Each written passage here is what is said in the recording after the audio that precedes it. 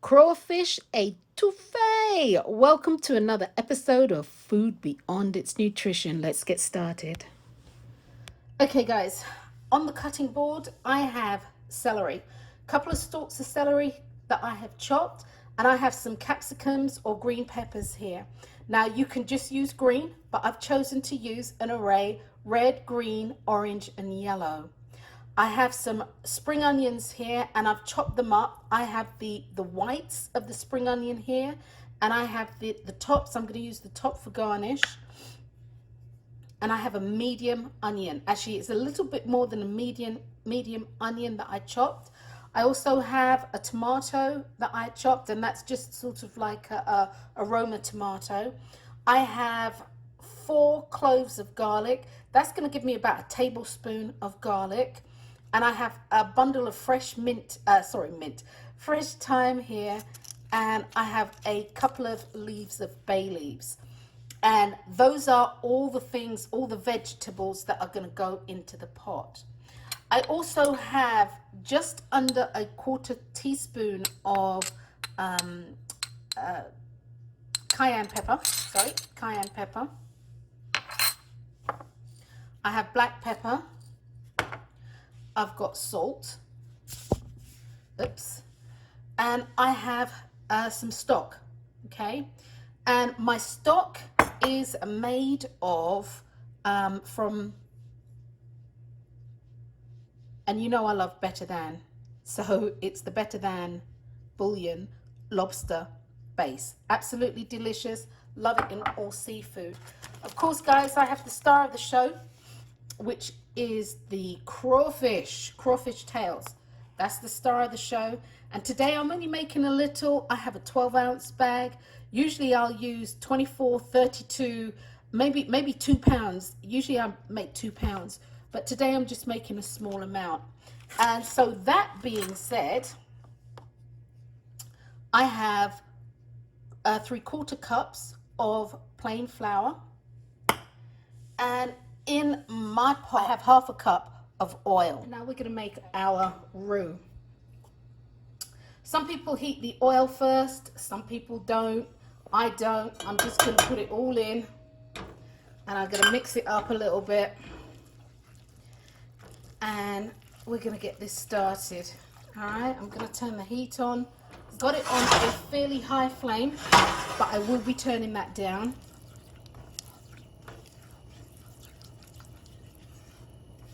Kitchen safety first, guys. Roux gets hot, and I mean really, really hot. Do not stick your fingers in the roux. Don't get the roux on your hands. Don't get it on your skin. It will give you beyond 3rd-degree burns. It's sticky and it's hot. To that end, it's really important that you use a silicone-based spatula that can take high heat, or you use a wooden spoon or a metal spoon to actually mix your roux as you're making it. Otherwise, your spoon will melt. Control the heat under your pot. You are in control of your kitchen, and above all, do not walk away from this. Stir constantly, every 10 to 15 seconds. One of the things that you will see is that your roux will bubble. And what's happening in your pot is the flour and the oil, it's almost like they're separating. The flour will sink to the bottom of the pot and the oil will gravitate towards the top. And where you see those bubbles, that is where all the color action is happening. And it's almost like in the center of the pot. I don't know why, but it kind of gravitates that way, which is why you need to have a heavy bottom level pot. I know we all have these pots that we like to use. They're a bit, bent here, bumped there. That won't help you when you're making roux, because of the way that the flour will pool in the center. You get those bubbles, and underneath those bubbles, that is where the color is developing. Now the roux, and you'll know that it's developing, and you'll know that it's thickening. You'll know that it's doing what it needs to do. When you actually stir it with the spoon, you will actually meet resistance. Now your roux goes through many different colors, and we're fast approaching the blonde color, but it goes through many different colors. And we've got blonde, we've got peanut color, we have a brown, and then we have that dark. I mean, it is a dark, almost black roux. That's quintessential for, or used quintessentially for gumbo. Okay. However, the lighter color roux, you know, like the blonde, in between the peanut and the blonde, is used for, I don't know, veal, chicken and dumplings, that sort of thing. And then you've got, you know, like the peanut color, which I'm going to use for the Ay-Too-Fay, that kind of thing. The name of the game is, guys, that you continually stir. You know the color roux that you're looking for. Look at that developing. You see it turning that kind of golden brown under there. But you know the roux that you want. Now, burnt roux is not nice roux. If your roux burns, you have to get rid of it. Toss it out. It's not going to work. All right, guys? It's just not going to work. Okay? It will create a bitterness in your food. So you have to start again. And how will you know that it's burnt? When the little black flecks float to the surface. It's also important to realize that this isn't your typical, you know, like butter and flour roux. This is a Louisiana style roux. This is a Cajun roux. This is a Creole type roux.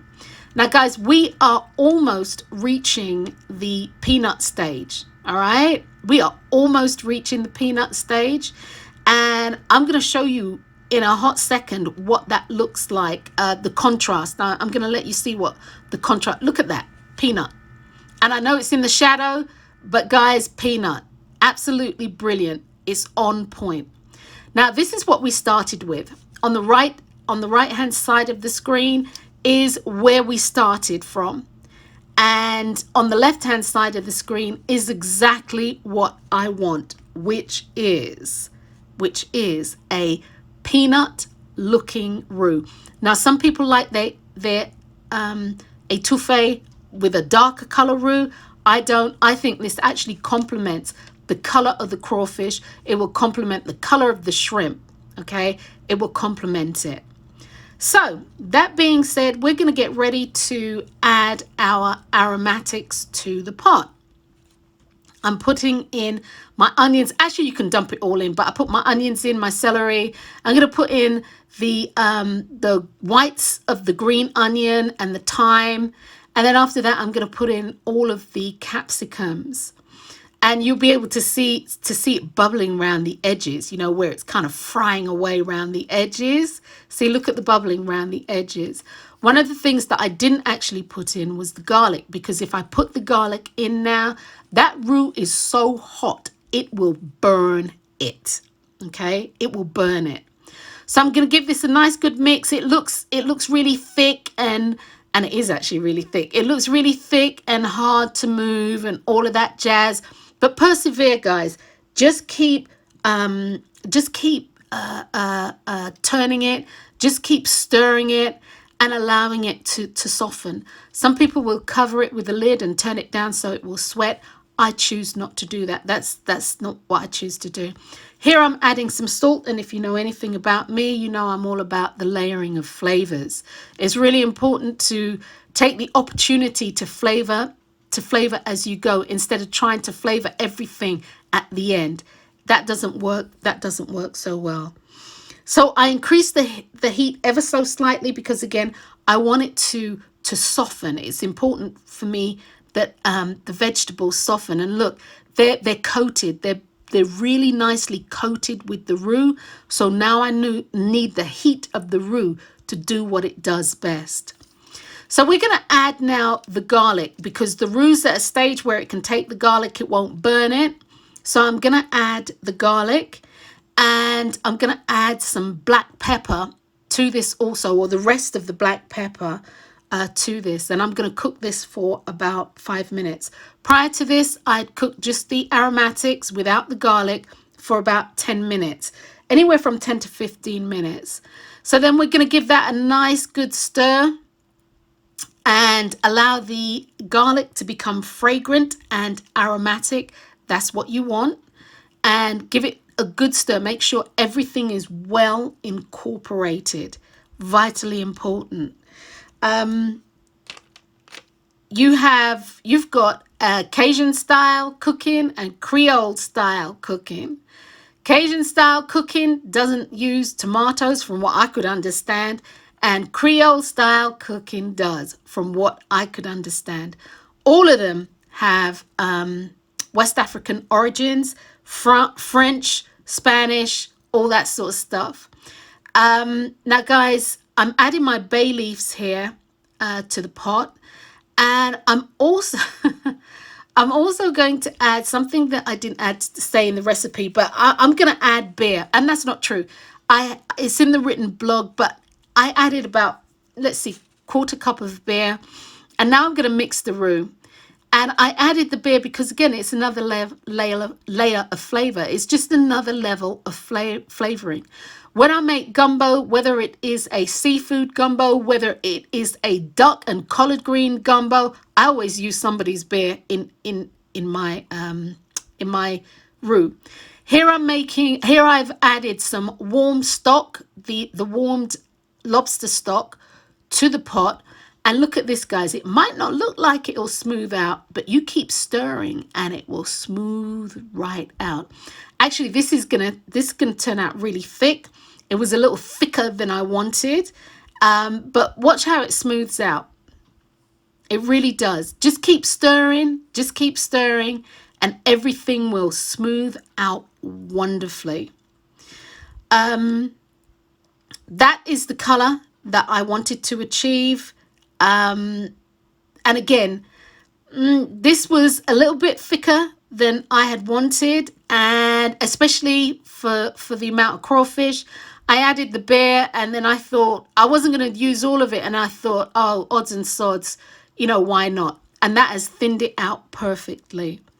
So what I'm going to do now is I am actually going to give it a little taste test. I'm going to taste it, because I want to see where we're at with our seasoning, per se, the salt and the black pepper. I want to see where we're at with that. And it tasted fine. So here goes the Creole portion. I'm going to add my tomatoes. I added my tomatoes. Give that a quick stir. And that's the difference, apparently, between Cajun and Creole, is the tomatoes. So I'm going to add my cayenne pepper here. And you can add more, you can add less, but I'm going to add my cayenne pepper here, and then give that a nice mix. I'm going to give that a nice mix, guys. And then I am going to bring this to a boil.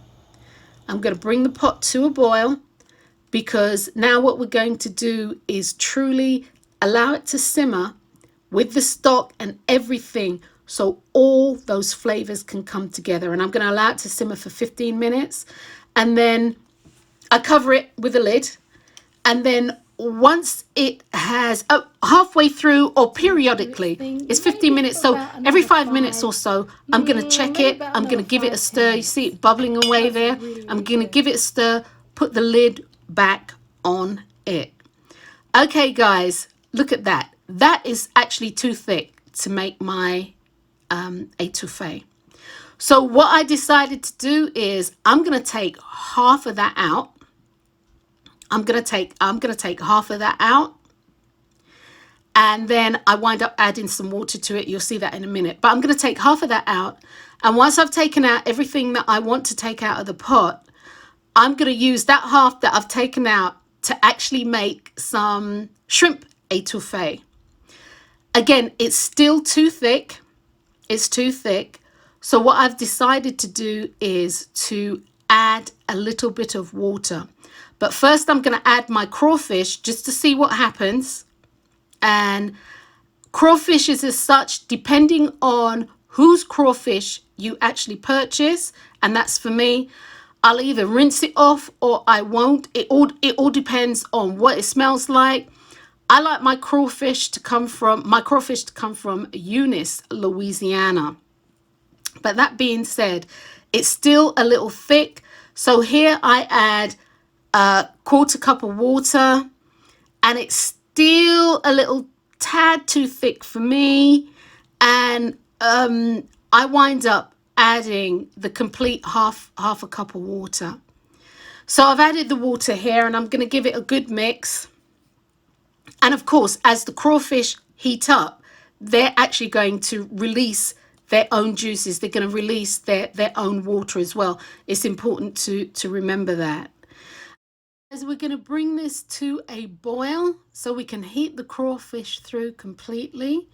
And then we're going to turn the fire down. We're going to cover it with a lid, and we are going to allow it to simmer for about 3 minutes. Don't overcook it, otherwise it'll get rubbery. But guys, here's the end product. Crawfish étouffée. This is over some white rice. Oh guys, this was deliciousness on a plate. You can find this recipe and more at foodbeyonditsnutrition.com.